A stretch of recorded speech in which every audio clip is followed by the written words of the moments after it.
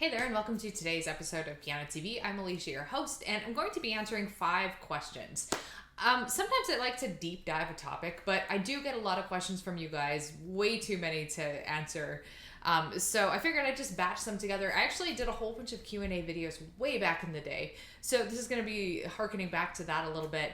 So we're going to be talking about how long should you practice a piece and for others. So we're going to get started. But before we do, I just want to let you know that my Complete Piano Path A for complete beginners is open, and I only open it once a week every 6 months. So if you are a beginner and you're wanting to get started with group lessons and play along with other adult beginners of all ages, I think our range is actually from something like 10 years old to 70 plus. So it's a really diverse group. I'd love if you joined us, but let's get started with today's video. All right, so how long should you practice a piece for? My answer to this question is going to be different depending on what level you're at, but let's assume you're a beginner. Let's assume that you've been playing piano for, say, maybe 6 months. At that level, I would expect you to spend anywhere from 1 to 3 weeks working on any piece in particular.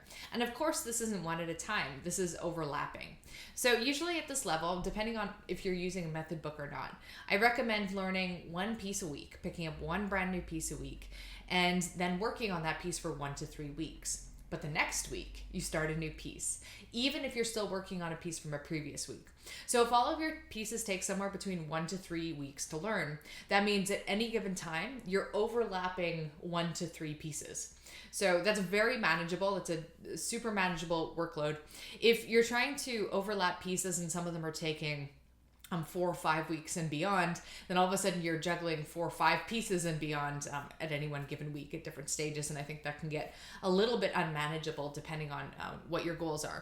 So typically that's what I recommend, 1 to 3 pieces a week. If you are working with a method book, it's going to be a lot more than that. You might start 3-ish new pieces every week, and they might only stick around for a week. But I'm referring more to specific pieces that aren't just, I think method book pieces are more study pieces as opposed to repertoire.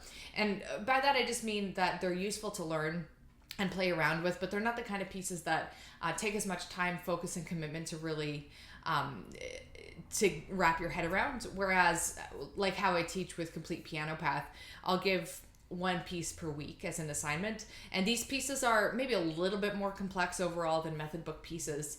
I like working with both, but just to give you a little bit of context of how you might want to maneuver it as a beginner. Now, what I don't like when people do, and it doesn't matter what stage of the game you're playing at, is to practice pieces that take you a month and beyond to learn. Now, some of you might keep a piece around longer than 3 weeks with the sole intention to memorize it and to basically master it. That's a different story. But if it's been a few weeks and you still haven't quite wrapped your head around the piece you're playing, maybe it doesn't have to be perfect, but maybe it's still half learned, it's not really fully formed yet, then that's a sign that maybe that piece is a little complicated for you, assuming you're putting in half an hour a day or so to an hour. So if you have these pieces that they take you 1, 2, 3 months to learn, then it's probably a bit too far above your level, and it's going to stall your progress and get you stuck.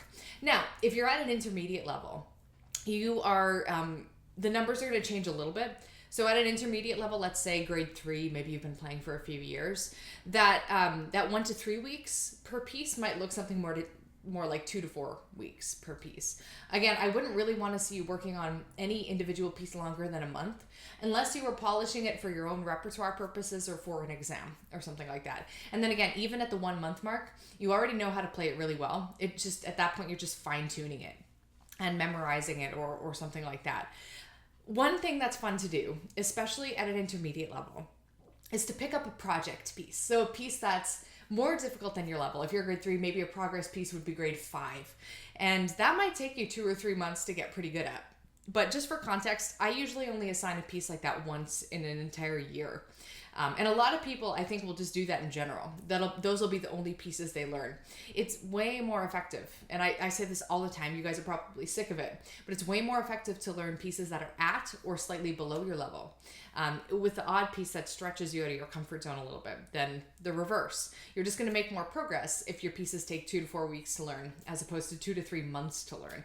The sheer volume of pieces you go through and the different technique exercises embedded within that you'll be exposed to, the different theory aspects you're going to be exposed to in that manner are going to be way higher. All right, so the next question is, how do you perform in front of other people without entirely forgetting how to play piano? And this is something that I deal with as well. I've struggled with performance anxiety in the past, and as such, I'm probably not the best resource to answer this question, but I do have a few ideas. So one idea for this is to get in the habit of recording yourself and the pieces you learn. So if you finish a piece or you get it to a level where you're satisfied with, record yourself playing it. Have a practice session dedicated to making that recording. Not only will you have a capsule of your progress, but recording kind of simulates the experience of performing. It does bring up that performance anxiety, but fortunately, you're not around other people. You're just in the comfort of your own home. You can do as many takes as you want. So it's a really good intermediary step between performing in front of others and dealing with those jitters without actually being in front of other people. Super useful. And that's actually something we do in our piano path classes. Is I'll encourage students to record their weekly progress, because that's how I provide personal feedback. But it also ends up giving them experience coming up against that performance anxiety on a weekly basis, which is so useful to practice with. Another idea is to memorize a piece before you play in front of someone, which might sound counterintuitive, but I find that you're much less likely to have memory lapses or those weird blank out incidences if your piece is memorized. And you'd think if you have the music in front of you, then you're going to do a better job, because even if you have a memory blank, there's the music. You can find your way. But something weird happens. I feel like we can get a little over-reliant on the music, and it doesn't help us in times of need. Now, if we have a piece memorized, it means we know it well enough to play it memorized, which means we're not relying on anything else. We're not relying on music. We're just relying on our knowledge of the piece. That kind of security only comes with being really comfortable with the piece. And if you're still using your music and you're not memorizing it, then you might not have achieved that level of comfort with it yet. Another idea is make sure that you've been sitting with the piece for a while, the piece in question that you might want to share with friends or family.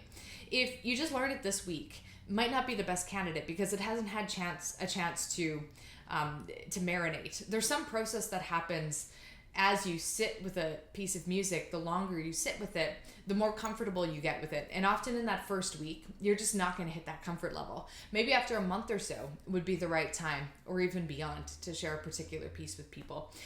Some of you guys have probably experienced this. You get an assignment from your piano teacher. You practice it, it's going pretty well, you feel pretty good about it, then you get to that class and you play for your piano teacher and it's like you forget how to play it. There's all these stops and starts and weird mistakes, and you tell your teacher, like, I swear I can play this, but something's going on.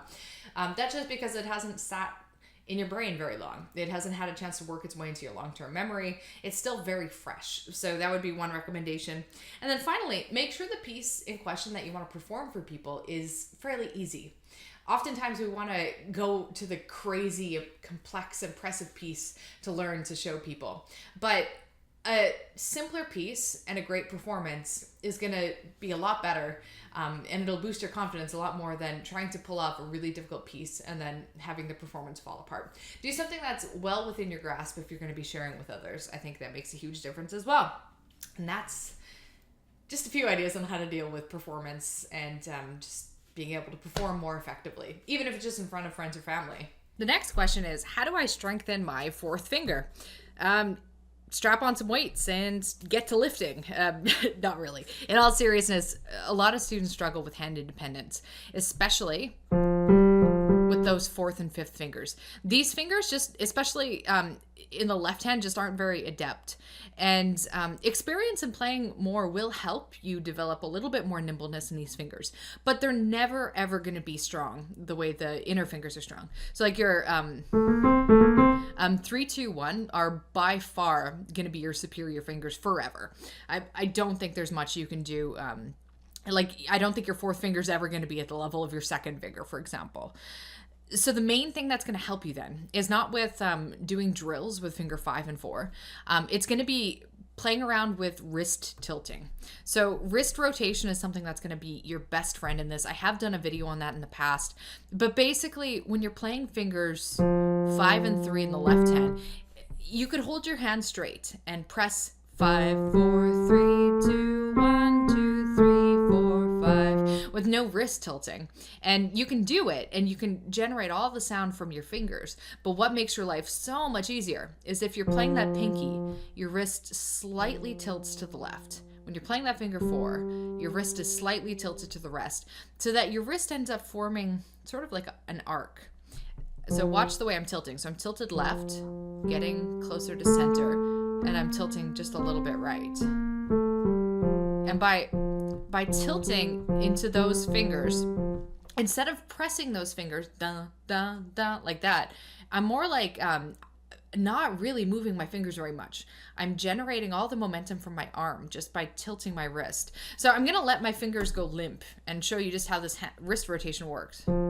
So I'm not even, I can play my pinky without moving my pinky at all. My finger could be dead and I can still make a sound with it just by, I'm exaggerating movement, but just by using my arm. Just by going, tilting my wrist, 2 limp fingers, I'm still able to make a sound out of them. So even if you do like 50-50, so you do 50% effort for your fingers, 50% tilting, that's going to be way better for your finger independence than to try to do all these drills where you're just 100% all of the energy is coming from each individual digit. Question number 4, how do I train my ear? I frequently get variations of this question because having a good ear is one of those ambiguous skills to develop. It's not as simple as just reading sheet music and hoping for the best. Although actually, a lot of ear training just simply comes from playing things and repetitively experiencing melodies and harmonies in an unconscious way where you start to develop an intuition for harmonies, and you get better at discerning melodies and intervals and things simply from playing music. So my first suggestion is simply give it time, because the longer that you play and the longer that you practice and stick with music, the better your intuition is going to become, the better your ear is going to become without any training at all. It's a really natural process, and I encourage you not to hustle the process too much. So I think, like with technique, people want to sit down and be really good at all the scales right away, like full blast, full speed, but it's way better to just allow your technical skills to evolve slowly over time as opposed to grinding it out. The same thing is true with ear. If you do a little bit of supplemental ear training along with your weekly lessons over a long period of time, that's probably going to have better results and be more pleasant to do than trying to just learn all of the ear stuff all at once. It's just going to be easier. So another, like if you really want to practice this in a formulaic way, you can check out the syllabus for the RCM or the ABRSM, because at each grade level, they give you ear requirements. So for example, at a grade 1 level, you can, like in the RCM, they ask you to be able to tell apart major and minor chords and major third and minor third intervals. And that's pretty much it that you have to do by ear. So start by mastering that, figuring out those, and then take a look at the grade 2 requirements or whatever. Or if you don't want to follow like a school of thought or anything structured like that, just start by getting really good at the minor major thirds. And once you can very easily identify those, add seconds to the mix. And once you're able to do all those, maybe add fourths to the mix. And do this slowly over time and increasing complexity. I mean, a student isn't really expected to know every single interval at the drop of a hat until they're at an advanced piano level when they've been playing for many, many years. So there's no reason for you to rush this process as well. And you can just allow it to unfold naturally over time. But training your ear for intervals is a really good, 5 minutes a day, a few times a week exercise that you can do. The final topic and question that we're going to discuss today is how much should I practice? Now, it's pretty typical for the average, let's say 50-year-old beginner piano student to say, well, I'm just starting now, so I have to catch up somehow. So I got to do 40, that'd be a little impossible, 4 hours a day just to, in order to catch up. but it's really common for adult beginner students to over practice as opposed to under practice. I would say under practicing tends to come as a result of burnout. Over practice is it just generally seen as a virtuous thing. So for example, the more time I put in, the better it's gonna be, right? It makes sense in theory, but not necessarily in practice, because if those 4 hours are essentially comprised of just like mindless repetition and robotic playing, and you're not really focusing on what you're doing, then you're going to waste a whole lot of time. It's way better to practice for 30 to 60 minutes a day, only in 30-minute segments.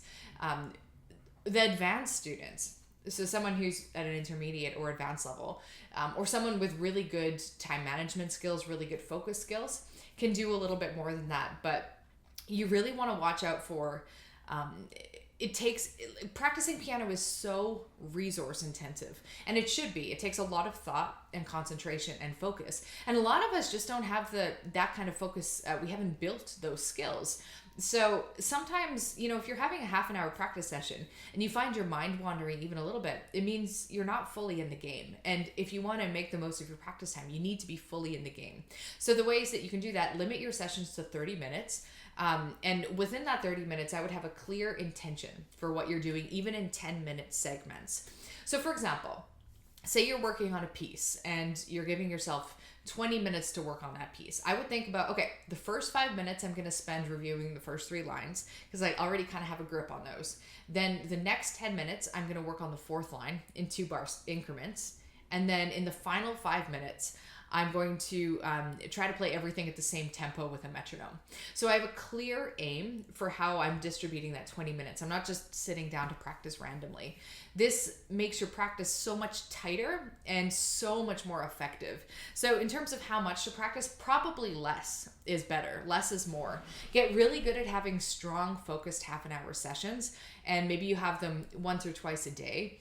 And over time, you'll find that you can add to that. So I can comfortably do 2 to 3 hours of practice a day in phases of my life when I've actually had time to do that. And I'll usually divide that into 3 practice sessions. So if I'm doing 3 hours, I'll do morning, noon, night. Or I'll do morning and then 2 afternoon sessions or something like that. But you really don't need to practice that much for the most part. And most of you would be hindered by practicing that much in general. Taking 30 seconds at the start of your practice to just plan out how you're going to be spending that 30 minutes, dividing up the chunks of time, will do wonders for making your practice sessions productive, as opposed to making those decisions on the fly. You want to make those decisions at the start of the session when you're the most engaged, and that will help maintain your engagement all the way through. And that's it for today's Q&A session. I hope you enjoyed it. Do check out the Complete Piano Path for Beginners page. I'll have it linked below, as we're only open until Friday, so only for a few more days, and then we're going to get started with the class. It's not going to be open again for a good long while. And we are starting a B class right away too. So that's for people who are progressing beginners, maybe not quite at a grade 1 level, someone who's been practicing for maybe 6 months to a year. We'll be opening those classes in October, so you can join the wait list for that. And then in November, I'm going to be getting a brand new grade 1 level course. So a lot on the menu in the pianoTV land over the fall, so you can just check the links below to stay up to date with what's happening. I hope you'll join us, and I'll catch you in the next video.